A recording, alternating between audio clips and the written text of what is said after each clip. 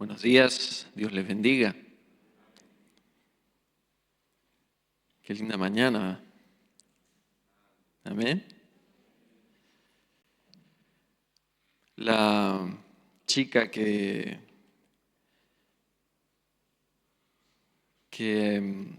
está en el video me hizo acordar a Lucas. Y es increíble cómo tienen la capacidad de sentir la presencia del Señor, conectar con el Señor. Lucas era idéntico.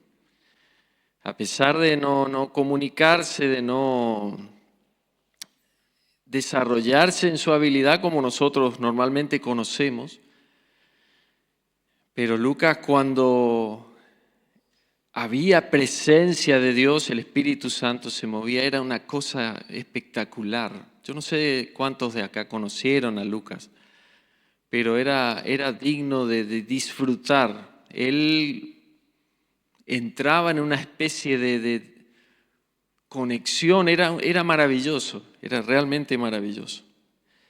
Y siempre me acuerdo de eso porque por algo el Señor dijo que hay que ser como niños. Y lamentablemente nosotros cada vez nos volvemos más sofisticados, más complicados, más enredados. Y así Dios en un corazón de esa manera no puede obrar. El Espíritu Santo no puede obrar. No hay sencillez, no hay simpleza. En la sencillez, en la simpleza, ahí es donde Dios obra. No hay preconcepto. Y todas esas cosas, si usted mira a esta chica, Lucas, no existen eso.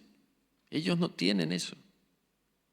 Por eso es que el Espíritu Santo se mueve de forma libre en ellos.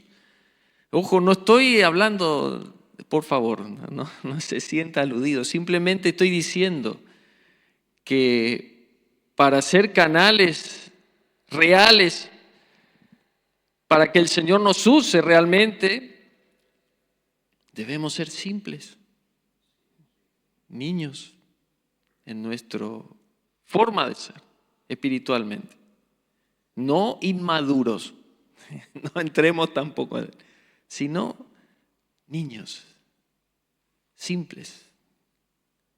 Bien, quiero ir a la palabra del Señor, 1 Corintios, capítulo 12, en primer lugar.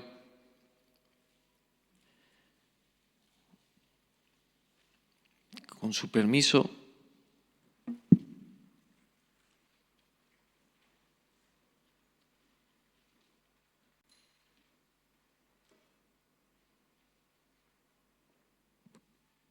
Ahora sí.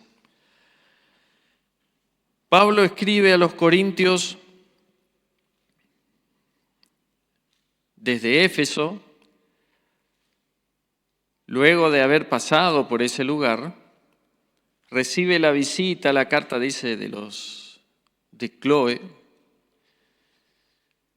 Y bueno, luego del pase de revista que le pasan a Pablo, evidentemente él se ve la necesidad de escribir. Y es una carta que tiene un tono que abarca desde los consejos a palabras realmente muy duras, porque evidentemente Pablo encuentra un contexto de desorden bastante fuerte, que no le lleva a reaccionar en forma, no sé si cabe la palabra agresiva, porque Pablo conocía que desde la cultura griega, especialmente en Corintios, eran de por sí desordenados. Culturalmente inmorales. Entonces, había cuestiones que hasta hoy a nosotros nos pueden resultar escandalosos, pero que a los corintios, como eran culturalmente inmorales, hasta lo tenían como algo normal, porque ellos eran así. Sociedad era así. De hecho, en esa ciudad estaba el templo a la diosa Artemisa y bueno, y sabemos las costumbres de lo que hacía el culto a esta diosa. Entonces, hablar de actividades como orgías u otras cosas que no merecen ni entrar a mención, pero para ellos eran moneda corriente. Entonces Pablo empieza a tocar varios temas y en el medio entra en esta cuestión de los dones. ¿Por qué? Porque a pesar de esa situación cultural, ya cuando Pablo va y predica en esa ciudad, si vemos Hechos 18, el Señor le dice, no tengas miedo, porque había mucha oposición de los judíos. Entonces Pablo evidentemente sintió algún temor y el Señor le dice, no tengas miedo, hay mucho pueblo mío aquí, predica con tranquilidad. Y evidentemente eso lleva a un derramamiento del Espíritu Santo, de tal manera que la iglesia, a pesar de su situación moral, recibe muchos dones espirituales. Muchos dones espirituales. Y eso le lleva a un desarrollo. Los dones eran desarrollados en la congregación, pero de una forma desordenada. ¿Por qué? Porque mezclaban la situación de su cultura actual con lo que estaban aprendiendo. Y claro, cuando una persona va en ese aprendizaje, hay cosas que ignora y cometen errores. O sea, no hay cuestión más sencilla que la esa. Entonces Pablo se ve en la obligación de empezar a instruirlos y por ahí les tiene que entrar fuerte sobre cosas que son muy claras para no dejar duda. Y cuando entra a hablar de los dones, en el capítulo 12, bueno, en primer lugar le dice, cuando ustedes eran gentiles, andaban extraviados, ¿sí? Persiguiendo ídolos mudos incluso. Esos son los primeros versículos. Luego, en el versículo 4, comienza a decir, hay diversidad de dones, pero el Espíritu es el mismo. Hay diversidad de ministerios, pero el Señor es el mismo. Hay diversidad de operaciones, pero Dios, que hace todas las cosas en todos, es el mismo. Pero a cada una les es dada la manifestación del Espíritu para provecho. Entonces, yo voy a empezar a listar lo que Pablo menciona a través de los dones, pero sin dejar de lado esto. Los dones, en primer lugar, que lista Pablo acá, son espirituales. ¿Sí? ¿Qué quiere decir? Se manifiestan espiritualmente. Eso no quita de que no haya dones naturales, materiales. Los hay de esos. Pero en este caso particular, Pablo lista dones espirituales, que son dados espiritualmente por el Espíritu Santo. ¿Sí? ¿Para qué? ¿Por qué la iglesia es equipada, digamos, o cada uno de los miembros son equipados con dones? Para provecho, dice Pablo. ¿Provecho de quién? ¿Mío o del cuerpo de Cristo?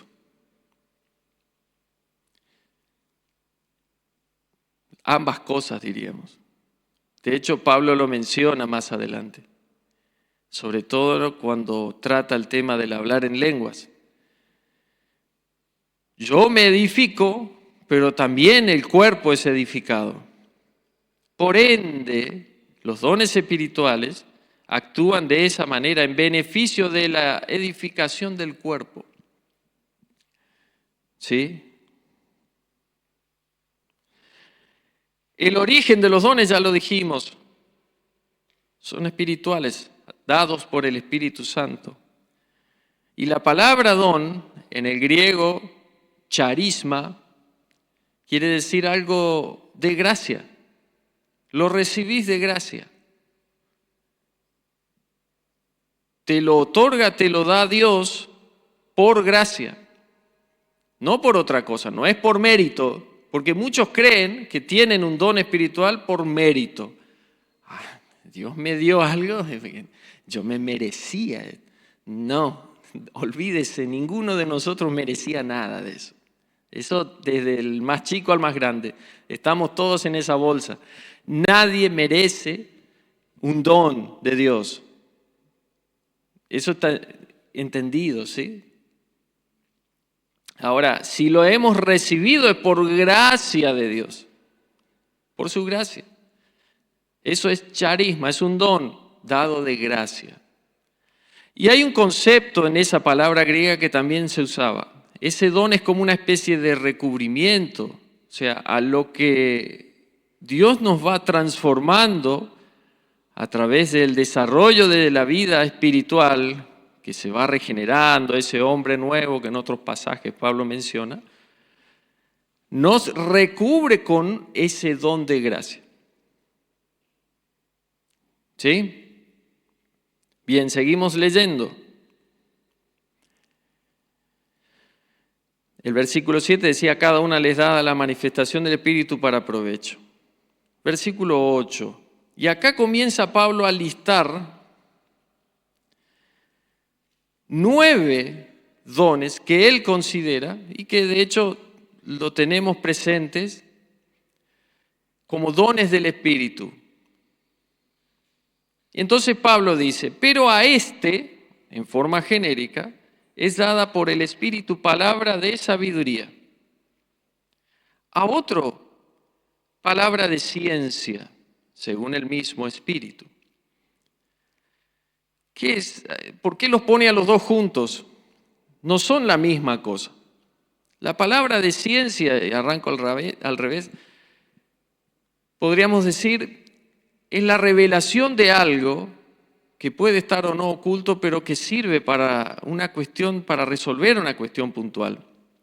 Y yo recuerdo casos, por ejemplo, de estar orando por personas que están atadas por espíritus malignos y que se ora y se ora y se ora y no hay caso hasta que viene una persona y dice, el Espíritu Santo me revela que esta persona tiene esto, esto y esto. Y hasta que no resuelva esa situación. Y cuando se trata esa cuestión, efectivamente era así. Y podemos hablar de pactos hechos con hechiceros, bueno, cosas así. Eso es el don de ciencia. La revelación de una cuestión. La sabiduría puede estar ligada a la ciencia, pero ya habla más del desarrollo de un concepto, cómo aconsejar o cómo resolver o decidir algo. Eso es el don de sabiduría. Y no quiere decir que estemos hablando de hechos futuros, podemos tener la capacidad de saber resolver o desarrollar o decidir una situación. Y eso, hay personas que a través del Espíritu Santo lo tienen. Y uno dice, ¿cómo hace esta persona para llegar a esa conclusión? Es el Espíritu Santo que le da, y es un don. ¿Sí? Voy a ir, porque en realidad el objetivo del mensaje es caer en otra cosa, y que tiene que ver con lo que en el culto se estuvo desarrollando. Seguimos leyendo.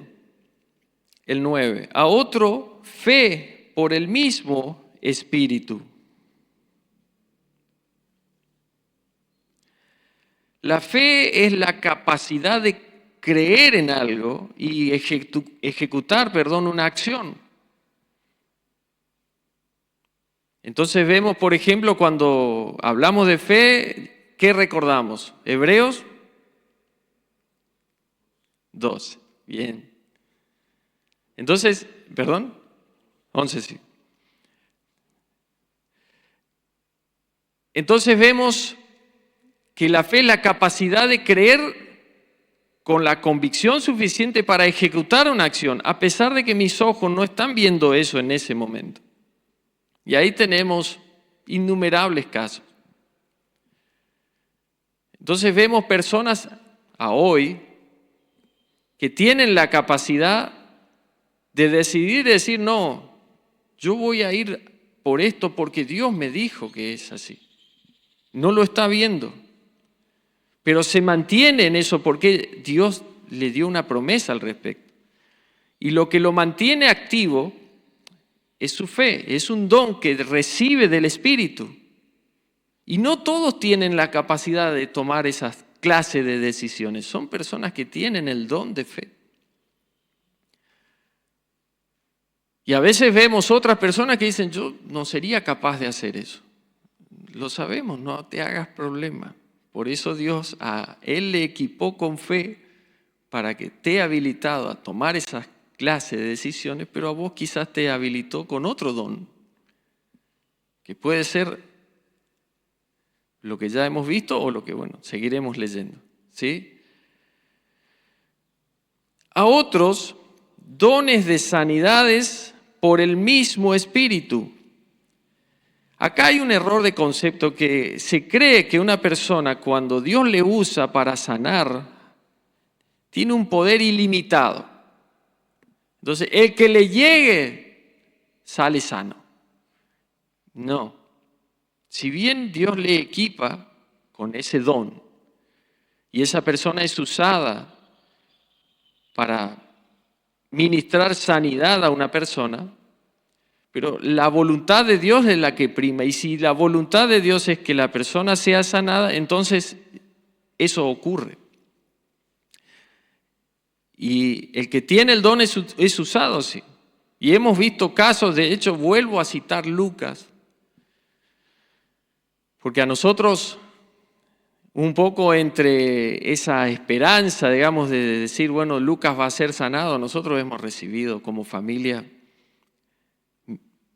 innumerables profecías, no sé si decirlo así, entre comillas, dicen, no, Lucas va a ser sano, anda ya con fulano que tiene el don de sanidad y Lucas va a ser sano. Y volvíamos con Lucas en el mismo estado. Después entendimos que lo de Lucas era un proceso que Dios había puesto para que la familia sea, digamos, tratada de una forma por el Señor. Y que cuando él cumplió su misión, Dios lo llevó a su presencia. ¿Sí? Pero, ¿qué quiero afirmar con esto? Hay personas que son usadas por el Espíritu Santo mediante el don de sanidad, pero no quiere decir que a todos por igual Dios los sane. Es a quien Dios quiere. Volvamos a eso, ¿sí? A otros el hacer milagros, que esto no está tan atado al hecho de sanidad. A veces ocurren milagros que tienen que ver con cuestiones físicas, materiales y otras diversas cuestiones. Y Dios los usa para eso. Y tenemos ejemplo en la Biblia sobrado, digamos, de milagros que han sucedido que no son sanidad y que son obrados por el Espíritu Santo. A otros profecía. La profecía es el acto quizás de hablar de cosas futuras sobre algo de una persona, un contexto, una iglesia. Y es usado por el Espíritu Santo para ello. Discernimiento de espíritus. La palabra discernimiento aquí en el griego es la de juicio, juzgar. Entonces una persona que tiene este don tiene la capacidad de juzgar. Y aquí es donde dice, no, mira, esto que viene no es del Señor. Y esa persona lo puede percibir a través del Espíritu Santo y tiene un don para eso. Diversos géneros de lenguas, que este don es el que más les gusta a todos, el hablar en lenguas, ¿sí? Si miramos rápidamente el capítulo 14, cuando Pablo toca particularmente este don, El versículo 6 del capítulo 14 dice, ahora pues, hermanos, si yo voy a vosotros hablando en lenguas, ¿qué os aprovechará si no os hablare con revelación o con ciencia o con profecía o con doctrina? ¿Qué quiere decir esto? El hablar en lenguas no va solo. Normalmente, si yo hablo en lenguas y no tengo quien interprete eso, lo que dice Pablo en el capítulo 14 también, debo dejarlo para mí solo, porque Dios en cierta forma me está edificando a mí en mi espíritu. Ahora, si lo voy a hablar y lo voy a hacer público, detrás de eso, porque el cuerpo debe ser edificado, tiene que existir o ciencia o sabiduría, que es lo que dice Pablo, o profecía. ¿Sí? Eso es lo que está diciendo Pablo. De hecho, en los versículos, si ustedes miran 7, 8, 9, Pablo compara el hablar en lenguas así porque sí con un instrumento mal usado. Entonces habla de, por ejemplo, la trompeta, si diere sonido incierto. ¿Qué es un sonido incierto? Yo agarro una trompeta, no soy trompetista, y empiezo y los que ustedes escuchan miran y dicen, ¿qué está haciendo? No se entiende, no, ¿qué está haciendo? No combina notas, no sigue una armonía, no está haciendo nada. Entonces, la comparación de Pablo es el que habla en lenguas así porque sí, y medio es parecido, no se entiende.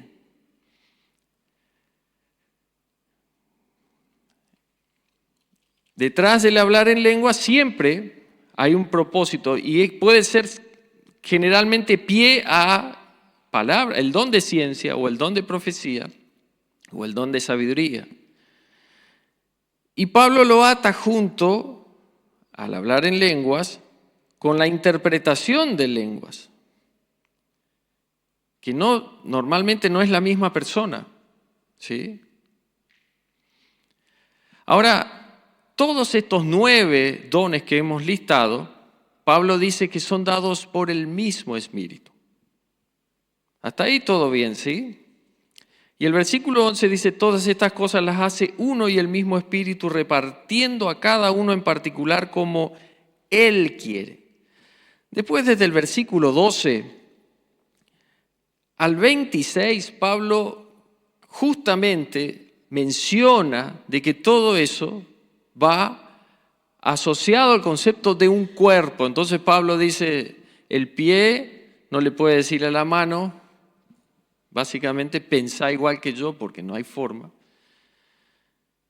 Tampoco la oreja, el dedo, bueno.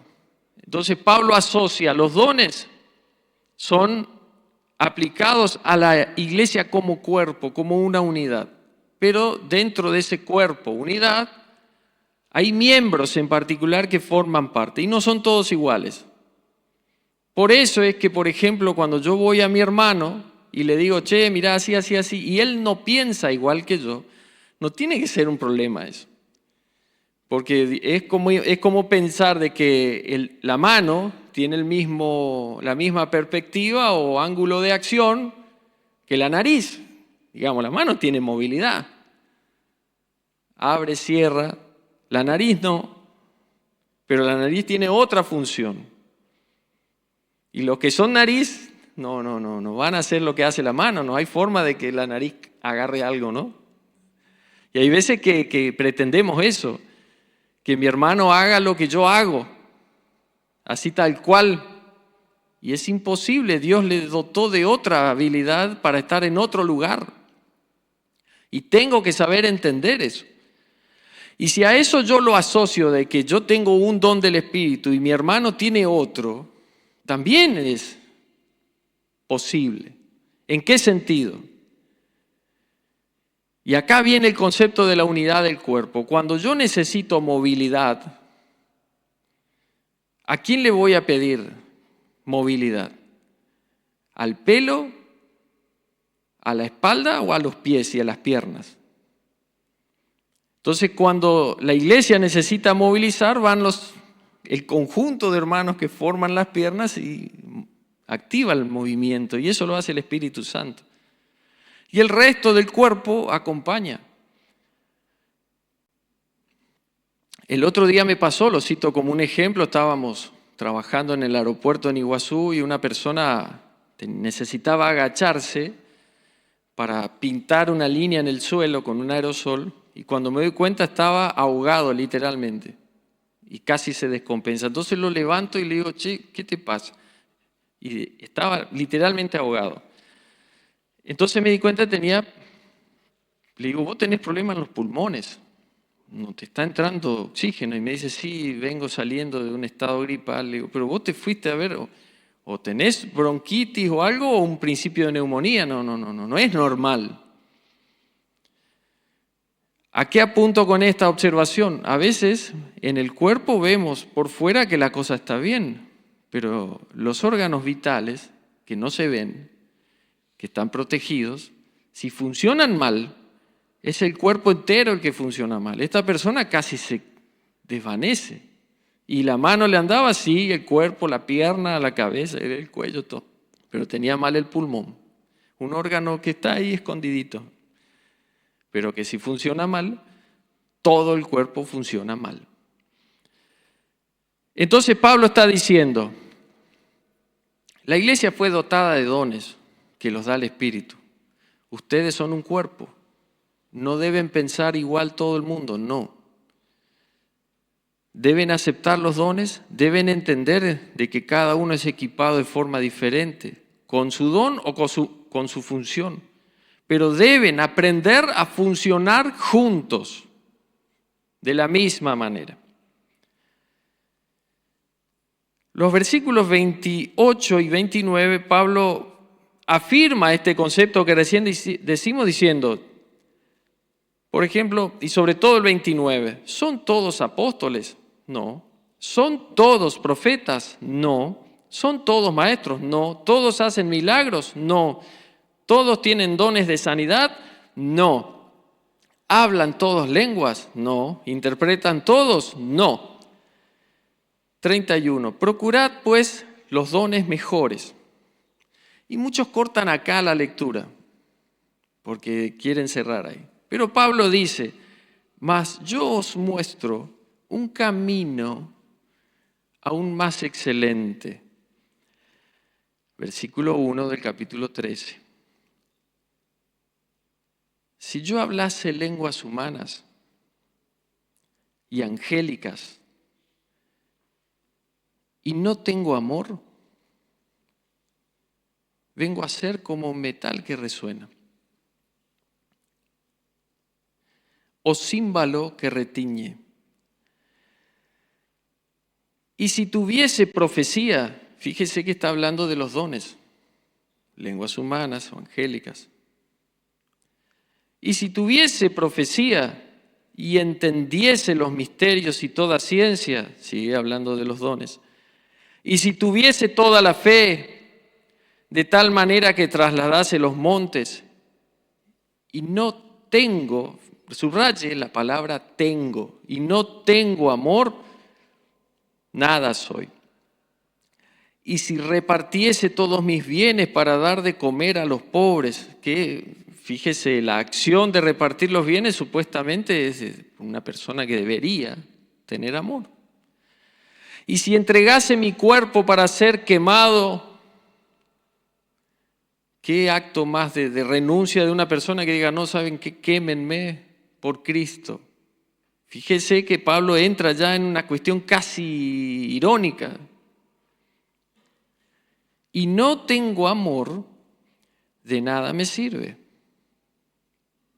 Y luego viene esta declaración que la conocemos todos. El amor es sufrido, benigno, no tiene envidia.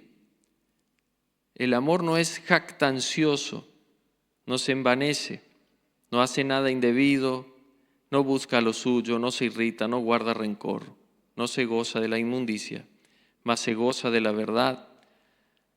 Todo lo sufre, todo lo cree, todo lo espera, todo lo soporta. El amor nunca deja de ser, pero las profecías se acabarán, cesarán las lenguas, la ciencia acabará. Porque en parte conocemos y en parte profetizamos, mas cuando venga lo perfecto, entonces lo que es en parte se acabará. Está hablando de que cuando Dios nos llame a su presencia, ya sea en forma particular a alguno de nosotros o cuando llame a la iglesia en el arrebatamiento, esa función de esos dones va a terminar. Y el Espíritu Santo va a dejar de tener la función que tiene hoy. ¿Sí? Ahora, quiero volver sobre este concepto que es parte de un poco lo que se habló en esta mañana. Pablo dice, si no tengo amor, entonces me lleva a preguntar lo siguiente, ¿de dónde saco yo el amor para tenerlo? ¿Qué opinan ustedes?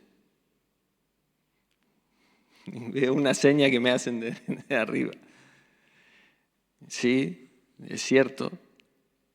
¿Y cómo hago para obtener el amor de Dios?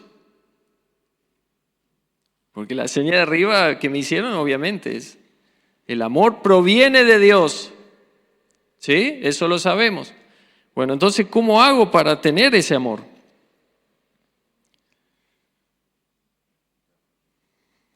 Practicarlo.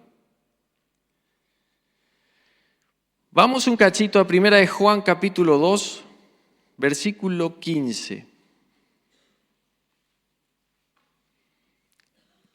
Que es uno de los aspectos que me quita la posibilidad de tener el amor de Dios.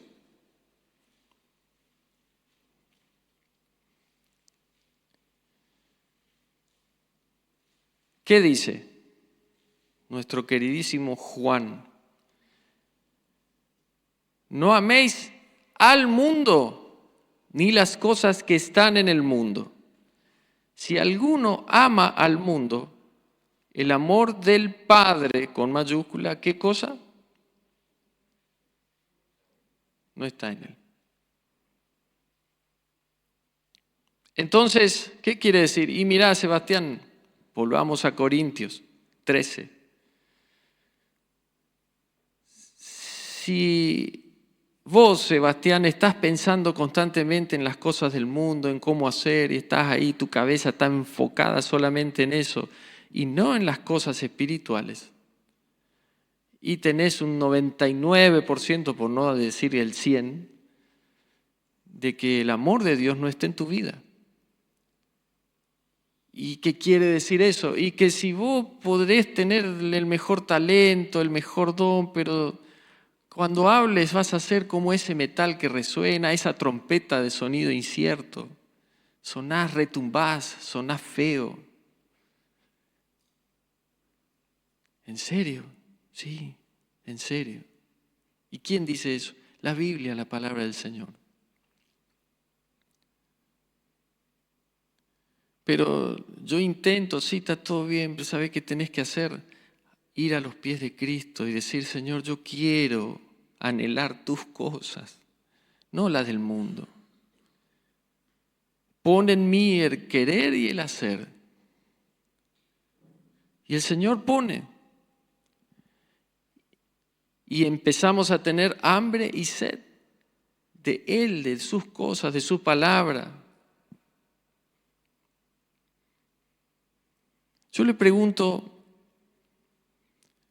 y hablo por mí, ¿cuánto tiempo le dedicamos a una oración efectiva? Pero hablo efectiva de esa conversación con el Señor. De tener cosas que no las sé resolver y ¿a quién voy? Al Señor. Señor, mira. ¿Y eso qué tiene que ver, Sebastián, con lo que leíste? Porque si yo tengo prioritariamente a mi recurso de ayuda, el Señor, es porque estoy enfocado en Él. Él es mi prioridad. Eso es así. De más está decir, usted cuando ve a sus hijos, le pasa algo, ¿a quién va en forma inmediata? Normalmente a la mamá. ¿Sí? ¿Por qué? Porque el niño sabe que en la madre encuentra normalmente la solución a sus cosas y además tiene esa contención. ¿El papá qué ofrece? La seguridad, la decisión, el aconsejamiento, la exhortación. También hay, digamos, en los hijos, sobre todo en el varón, cuando empieza a crecer, bueno, se empieza a recostar en el padre porque necesita la etapa del consejo y del ejemplo. Bueno, y no quiero entrar en esas cosas. Pero volvamos a esto. Entonces, si no tengo amor, es porque probablemente, no digo que sea 100% así, esté buscando las cosas del mundo, esté concentrado en las cosas del mundo, enfocado en mi trabajo, en tener más, en que esto, que lo otro, que aquello, que lo material, y se me escapó todo el resto. Cuando que en realidad recién leímos que Pablo dice, todo va a terminar. Y cuando venga lo perfecto. Entonces yo le pregunto, hagamos la suposición de golpe de que dentro de 15 minutos viene lo perfecto. No, estoy hablando a razón de suposición. ¿Y ahí qué pasa? ¿Cómo nos va a encontrar a nosotros? ¿En qué estado? ¿En qué situación? ¿Dónde voy a estar parado? Pregúntese a usted mismo, ¿dónde voy a estar parado? ¿En qué situación?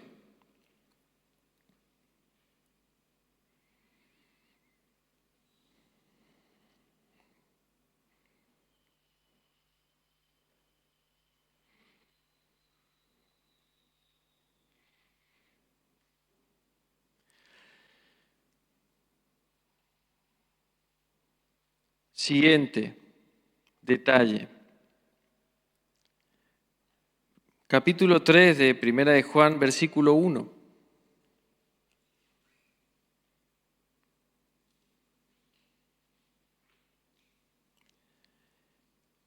Y fíjese la afirmación. Mirad cuál amor nos ha dado el Padre para que seamos llamados hijos de Dios.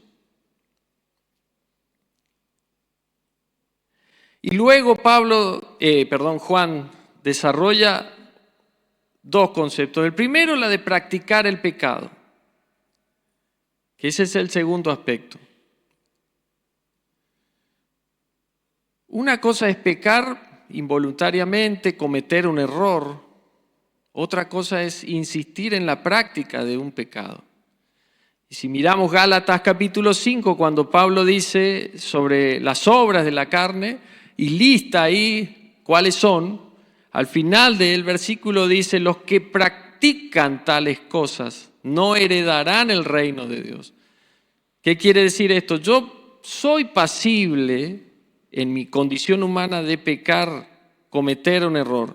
Ahora, cuando practico el pecado, cuando insisto por gusto, porque me encanta revolcarme en las cosas de la carne, entonces ahí estoy en problemas.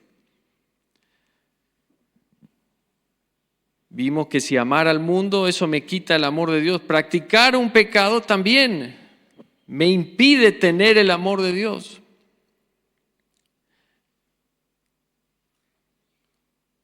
Versículo 11 del capítulo 3 dice, porque este es el mensaje que habéis oído desde el principio, que nos amemos unos a otros. Versículo 14, nosotros sabemos que hemos pasado de muerte a vida en que amamos a los hermanos. El que no ama a su hermano permanece en muerte. Todo aquel que aborrece a su hermano es homicida. Versículo 16, en esto hemos conocido el amor en que Él puso su vida por nosotros. Nosotros también debemos poner nuestras vidas por los hermanos. Y esto me trae recuerdo una historia que leí que está relatada en el libro de historia de Eusebio sobre el apóstol Juan justamente. Porque Juan escribe esto y dice, nosotros debemos poner nuestra vida. Y uno dice, bueno.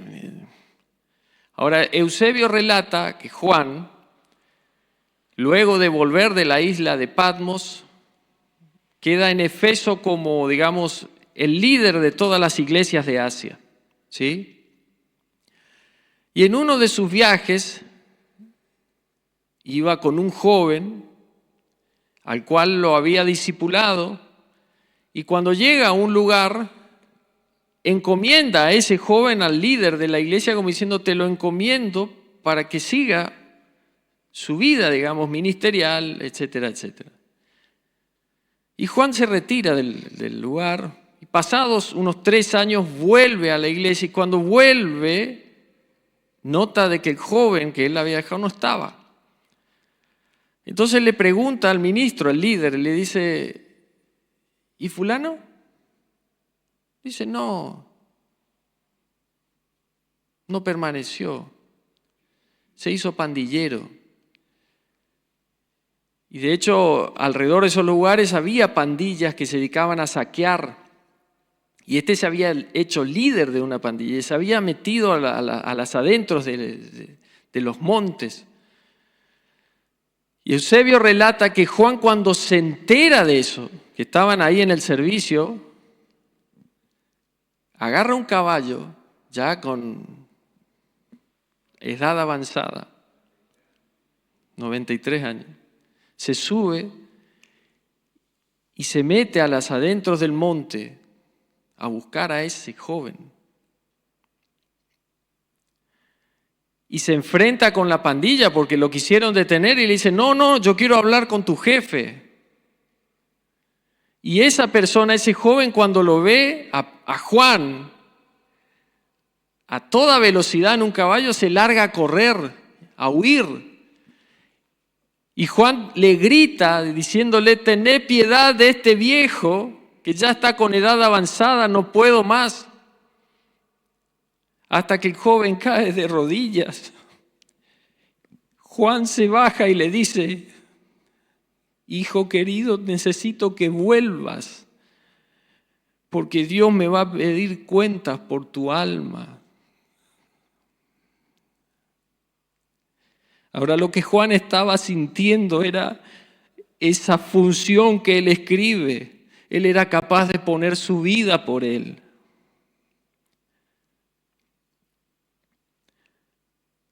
¿Se dan cuenta de que todo lo que estuvimos viendo en el culto termina redundando en esto?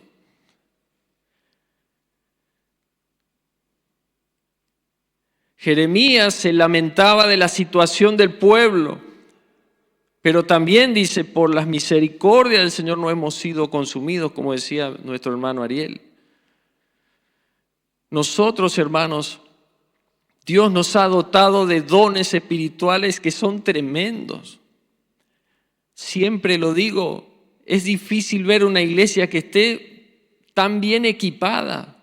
Es increíble, es tremendo.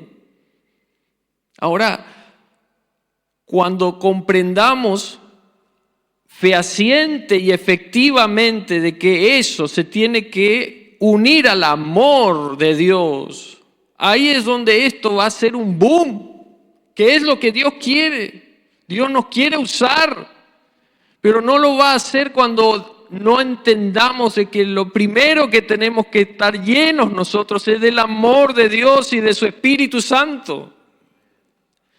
No hay forma, no hay manera, no es por otro camino. Y ahí es donde los dones tienen real función. La palabra de ciencia, cuando se da, se imparte en el amor de Dios, ahí es donde rinde fruto. La profecía, y pongamos el hablar en lengua, todos los dones que hemos visto, pongámoslo. De paso aclaro, hay personas también en este lugar que tienen dones y que lo han apagado, como diciendo: a ver, lo voy a poner en mute. Los hermanos que están en el audio entienden esta función. Un canal activo, conectado, todo como para que funcione, pero alguien viene y dice: tac, lo muteó. Y no sale no se escucha. Está ahí, está, incluso hasta se puede... ¿Lo perciben los demás? No. Y hay personas en la iglesia que están en esa situación. Se mutearon, como decimos comúnmente con los chicos del audio. Y no ese es el objetivo. Dios no va a dar un don para que esté inactivo. Si no, leamos después los pasajes del Señor, de las parábolas de aquellos que fueron dados de los talentos. ¿Qué pasa con el que quiso esconderlo? El Señor no otorga algo, por más que sea de gracia, para que esté inutilizado o inactivo. Pero también, si es usado, tiene que ser usado a través del amor, porque Dios es amor, es su esencia. Y Juan en todas sus cartas se cansa de decirlo.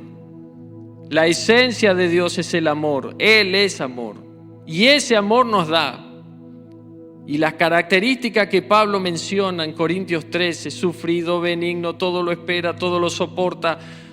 Eso es el amor de Dios. Así es el amor de Dios. Hermanos, mi objetivo en esta mañana es que volvamos al ABC de la cuestión.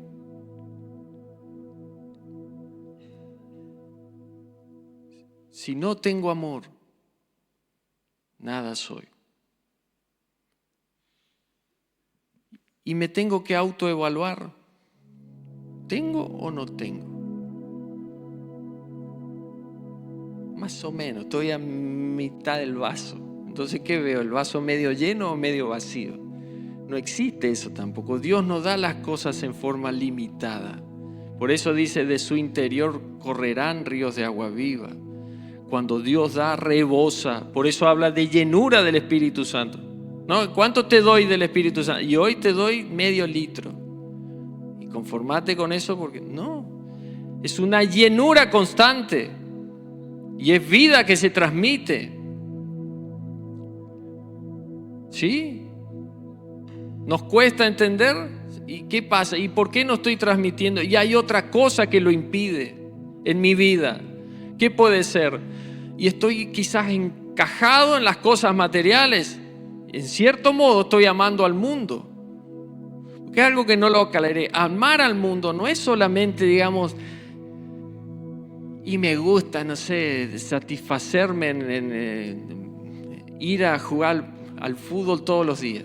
No, capaz que amar al mundo es concentrarme en mi trabajo para ver si tengo unas 2, 3 monedas más. Y me estoy olvidando de lo que Dios me pidió. Entonces, cuando yo invierto, y hay hermanos que han pasado por eso, cuando pongo a Dios en prioridad, las cosas materiales hasta fluye, porque Dios, como dice nuestro pastor, no se deja regalar nada. ¿Sí? El ABC de la situación. No amar al mundo. No practicar el pecado.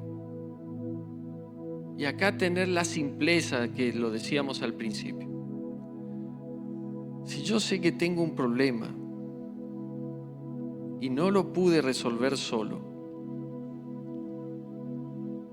tengo que buscar ayuda.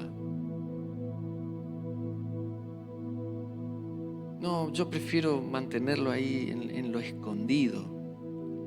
¿Saben qué, hermanos? Cuando Pablo ahí en Corintios también dice que cada uno se examine a sí mismo, es porque si yo estoy haciendo algo que no está bien, le estoy haciendo daño al cuerpo de Cristo. Estoy causando un daño al cuerpo de Cristo. Sí, está bien, pero yo casi lo tengo. Ahí estoy. La vez pasada caí 5 veces, pero ahora ya estoy más fuerte. No, querido, si no pudiste, busca ayuda. Y lo digo por experiencia propia. Busca ayuda. Hay personas que tienen la vocación también dada por el Señor para ayudarte, para ayudarnos. Y eso es parte del cuerpo de Cristo. No, pero tengo miedo que se enteren. Mirá, peor, en el caso que se enteren, no deberían. Pero peor es que cuando lleguemos a la presencia del Señor, el Señor nos diga, no, vos no. Entonces, ¿qué preferimos? ¿Mantener las cosas ahí en secreto y ver si yo la puedo sacar adelante? ¿O buscar ayuda? ¿Y por qué tanta historia, Sebastián? Y porque eso te lleva a dejar de practicar eso, a cortarlo en el nombre de Jesús.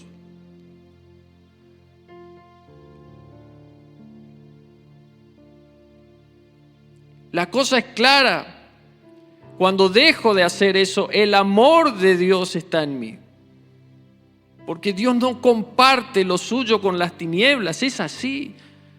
Y si Él es amor, en tinieblas el amor de Dios no está. No está. Y a su vez después lo otro, el amor a mi hermano. La comprensión de que mi hermano no es un objeto de competencia, es un alma que también Cristo murió por él, por ella. No, pero bueno, me dijo de todo. Y bueno, ¿qué te dice el Señor en Mateo? Si tengo algo en contra de mi hermano, ve y háblale tú solo. Si te hiciere caso, te has ganado un amigo. Si no te hiciere caso, busca un testigo. Si te hiciere caso, ok. Si no te hace caso, anda a los ancianos. Si te hiciere caso, excelente. Y si no, ahí recién tenlo por gentil y publicano. ¿Qué hacemos nosotros normalmente? Me ofendo con alguien, al toque le tengo por gentil y publicano primero. Después voy y lo escracho en las redes sociales. Le digo al pastor, a todo el mundo también, ya de paso. Y a lo último, cuando está todo roto, ahí recién me siento a hablar en forma personal con él. Pero para eso ya como junto las plumas de la almohada que se rompió. No hay forma. Entonces el daño que causo es infinitamente más grande. Cuando que el Señor dice, no, hay formas, hay mecanismos, está en su palabra. ¿Tenés algo en contra de él? Anda a hablar con él. ¿Cuál es el problema? No, yo nunca, que venga él a hablar conmigo. No, la Biblia te dice que vos vayas. Es orden del Señor. Andá y habla con él. Te puede salir tan bien que te ganás un amigo, imagínate. Hoy la amistad real le está faltando. Y si te sale mal, la Biblia prevé el siguiente detalle. Busca un testigo, porque ya se ve que la cosa por ahí puede ponerse más seria. Busca un testigo. No cualquiera. Alguien que pueda ayudar a resolver. Pero no te quedes ahí. Y esto también lo digo por experiencia propia. A veces tenemos un problema y cortamos ahí, qué sé yo, y pasan años de no hablar con esa persona. Y encima el rencor que hace lo suyo suma sobre la cuestión. Entonces lo que antes era un problemita así, después por el rencor y más la maquinación, terminó siendo así una bolsa que luego de 10 años viene alguien y te pregunta, che, ¿y cuál era el problema? No, que esa vez yo estaba y él me miró torcida así y me rebajó con la mirada. 10 años no hablaste con él porque te rebajó con la mirada. Y bueno, pero yo estaba ofendido, imagínate, ¿qué tienen que mirarme así? Sí. Pero vos hablaste con él. No, él tampoco ha hablado conmigo. Mira vos.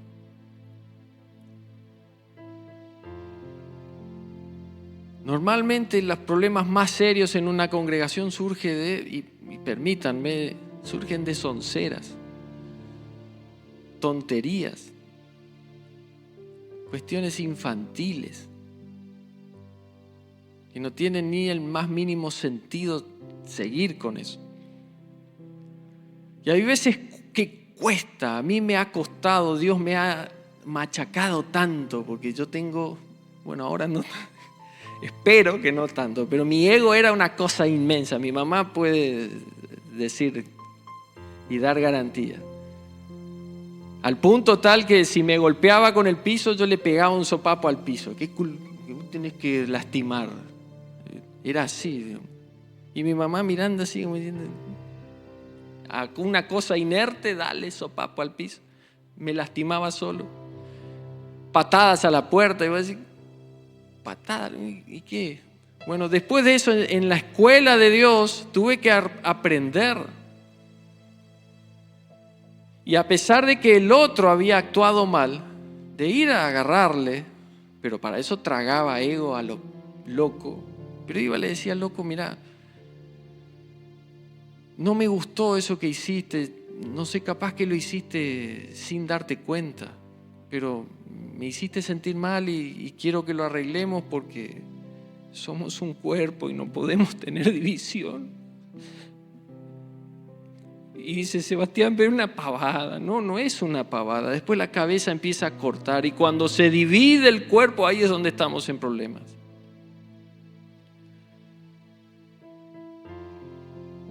No sé por qué estoy entrando en esto, pero hace al tema del amor de Dios.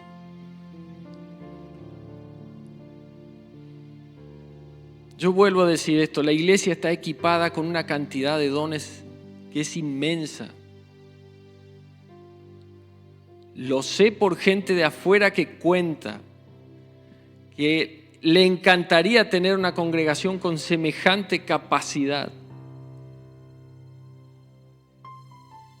Pongámosla en marcha con el amor del Señor. No estoy diciendo que no lo hagan, sino que lo potencien. Que se ponga realmente en práctica, que sea prioridad. Amén. Quiero pedirle que se coloquen de pie.